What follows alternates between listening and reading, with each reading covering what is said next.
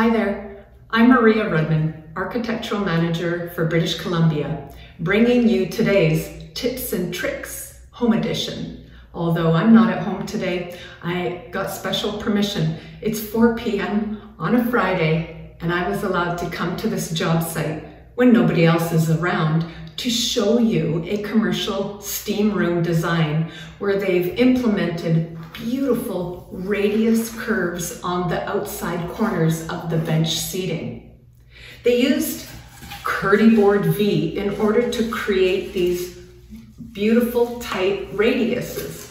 Now KERDI-BOARD-V has these vertical grooves in it, and just like KERDI-board, it is a building panel for tiled application.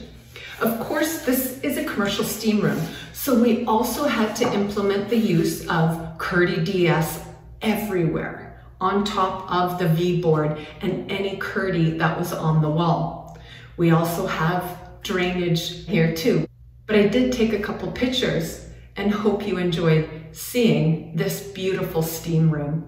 If you're interested in learning how you can create not only a successful application, but how to do these little tricks like rounded edges, contact your local Schluter representative. You can find us, we're everywhere. And try www.schluter.com. Have a great day.